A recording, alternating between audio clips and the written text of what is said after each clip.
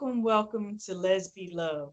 This is your girl V, and today my special guest is Victor. Welcome, Victor. How are you? I'm good, and how are you, Z? I am great, thank you. Now, Victor, I understand that you are blessing us all the way from South Africa. Yes, I'm Wow. actually from South Africa, and I've been living my whole life here in South Africa, in Johannesburg.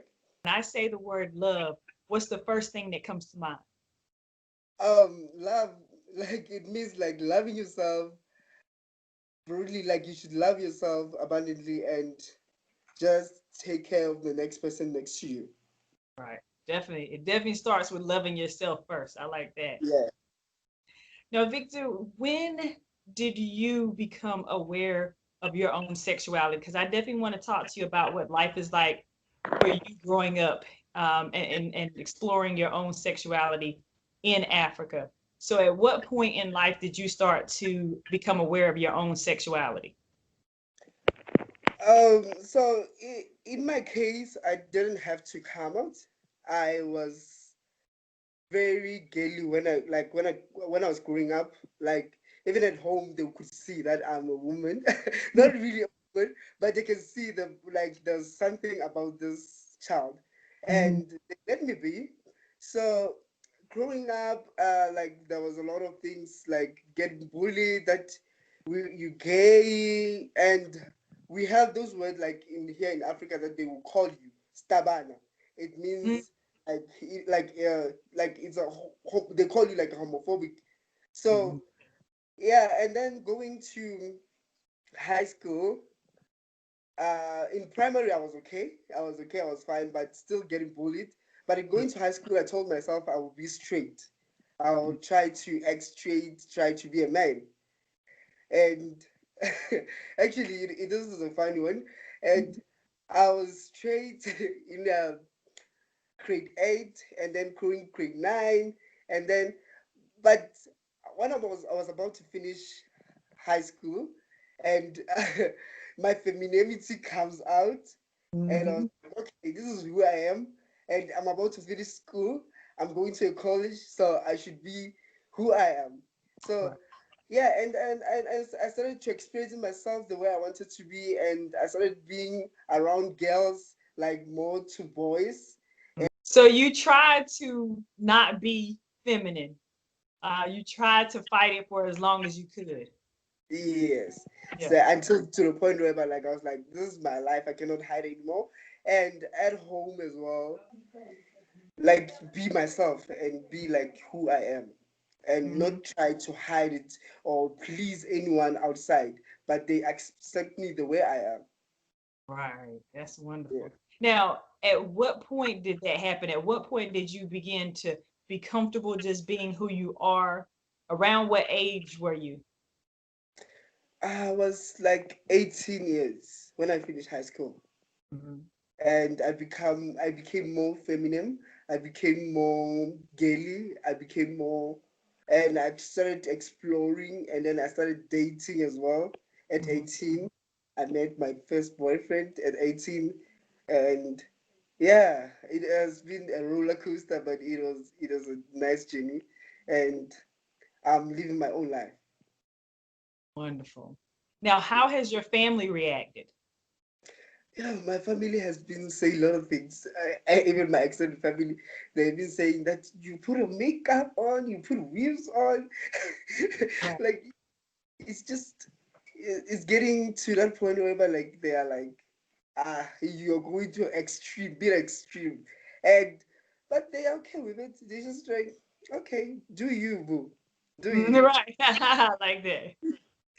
What did your mother say when you first talked to her about your feelings for other men? I was like, Mom, this is who I am, and she was like, okay, you should actually bring a boy home. Like, don't do like date a lot of boys and be Mhm. around, do those kind of things. Now, just be settled and date one guy and Right. bring it home so that we can know him. Mhm. Yeah. Wow. Now, I know that South Africa is very different than the northern countries of Africa. Can you talk about the difference between the northern parts and South Africa in terms of sexuality and the culture there? Oh, here in South Africa, we are so privileged and we are so lucky. The law is protecting us as the LGBTI community. Um, so we are free. We can get married. We can do whatever we want in a workplace. Like we can work freely, but there's still a norm whereby like you can be like you can find like heterosexual people and you know so but that we can deal with, but the law is protecting us and the government as well. But in the northern countries like Nigeria and Kenya, is kind of very difficult for people like LGBT community there because they are not really out. They are scared to come out because you'll be sentenced to jail or be killed, or the community like they will just banish you or like send you away. Wow. Yeah. If they send you to jail, what is the sentence like, and what's the crime like? What crime have you committed by being gay? It's actually fun because you did not commit any crime. Mm. Like you did not commit any crime and you've been sentenced to jail for many years. Hmm. For many years. Yeah, I heard it Mm. can be 10 to 20 years for some people. Yeah, it can be 10 to 20 years. Because in Zimbabwe, it was like 10 years in Zimbabwe. Wow. So in the northern countries, like say if you were dating your boyfriend, what might happen? Would a police officer see you and arrest you, or what would probably happen if you were in one of the northern countries instead of in South Africa? You actually have to act straight if you go into a like countries like Kenya or Nigeria. You have to act straight like a man. You need to be a man if you go into Nigeria. So you will never be seen to holding hands with a man or walking around kissing a man. Or if they see you, they will actually say that you are a disgrace to the culture and they will beat you up or send us to jail. Um, Yeah. so wow, I feel bad for the people that are in those northern countries who cannot be, they can't live their lives as their authentic selves. So they have to hide. They probably have to like get in an arranged marriage or marry someone that they don't really love. So we definitely have the privileges in the United States and in South Africa to be able to just be free. Yeah, and as well, it's becoming more educational to the northern countries. That and recently last year, Botswana is a country that is next to us. It gained freedom as well in the LGBT community, like they can marry same-sex partners. So, like, I think they're becoming more and more aware about it, Mm. and the leaders, they're trying to brush it off. They don't want to talk about it, but the other countries are forcing them to talk about it and to legalize it. Good, good. So small steps towards progress. Exactly, exactly. So what has life been like for you as a gay man in South Africa? Well, it has been amazing. It has been amazing, I guess. But the fact that most of the time you get like bullied, you get discriminated, like walking around. Maybe you're going to get a taxi, or maybe you're going to like you're walking alone. These people Mhm. they attack you when you walk alone. They'll be like, he's gay. Like they will start saying bad things about you, and but that's not stopping us. But we are becoming more fabulous, fabulous every day. Yeah. So you still have to deal with the anti-gay or homophobic statements even in South Africa. Yes, we're still dealing with that. We're still dealing with that. But that is not stopping us at all. Yeah, well, just like in the United States here, I mean, there's still people who are going to hate you for being just being alive in some cases. Um, Whether it's because you're black or you're gay or you're a gay black man, whatever it is, there's still going to be some obstacles to overcome. Yeah. Well, how do you meet guys? Oh, most of the time, when you like, we use dating apps. Mhm. Yep. When you go to like gay clubs, Hmm. or go to Pride, like Joburg Pride, Devon Pride, Cape Town Pride, Oh, wow. So they have different prides there, like throughout the year or in the summertime? throughout the year, throughout the year. Wow. And what could I expect if I came to a South African gay pride event? It is so amazing and very diverse. It is actually like you go there feeling free. You wear whatever you want to wear. You mingle with people. You meet white, black, and it's like there's no racism or homophobic people. Like people are there to have fun and be there to support each other. It is an outdoor. We march. Actually, we march. We talk about our rights in the morning, and then in the afternoon, we like having like DJs, like artists, and like MCs and everyone. Now, I see that your face is beat today, so I'm wondering, do you wear your makeup out? I do.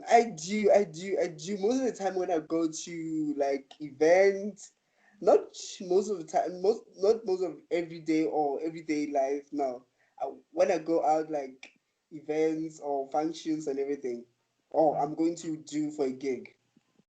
Okay. Yeah. And have you encountered people who had negative things to say about you wearing your makeup out? Yeah, there will be like you have your beard on, like why you wear makeup? You actually don't look good in the makeup, but I don't care. I know I look fabulous. You do look fabulous. You mentioned that you met your first boyfriend when you were 18.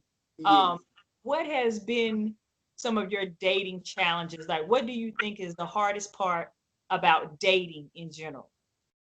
Oh God, the hardest part that we actually, if you are out as like gay, like my first boyfriend was bisexual. I didn't know that. So I met him, he was still practicing to be a doctor. So, and then I met him at the hospital when I was doing my treatment to remove tonsils. So, and then afterwards, been in a relationship for like 2 years. And then he dropped a bombshell on me. Actually, I saw on WhatsApp that he posted something on WhatsApp Mhm. that he's going to get married. He proposed to a woman. Yeah, that it was actually hard for me. And we talked about it. He was like, to me, I cannot just come out to my family. They expect me, they expect a lot from me. They Mhm. expect that I should come, I should have a wife, and I should lead a church. Like he was a senior pastor at church, so he was supposed to be an example. So I was like, okay, do your life, but I cannot be involved with you if you are going to marry a woman. Mhm. So that's it's very difficult here, like to find a straight gay person. Mhm. But people are becoming more and more open about it, and yeah. But ever since from there, like I've been into previous relationships, and it's actually the part whereby like like people are dishonest and they cheat a lot. They cheat a Mhm. lot. You cannot find someone who's honest, like someone who's gonna be open book that you can read and everything. No, people are very disclosed. People, they don't want to talk about everything. They just want to not communicate to you about their problems. Like I my recent boyfriend, like I'm in a relationship with him, like it's been 3 months.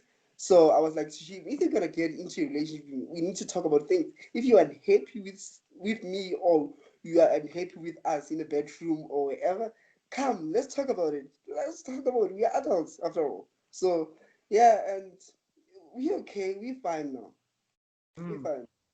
Yeah, that communication is key. Let's talk Um, about it and work through our problems. mm, Yeah, yeah. But people cheating, that is a worldwide pandemic. That is not just in Africa. So yeah, we worried about yeah, coronavirus and cheating gonna take us all out. yeah. It's rare to find a genuine person. True. Sad but true.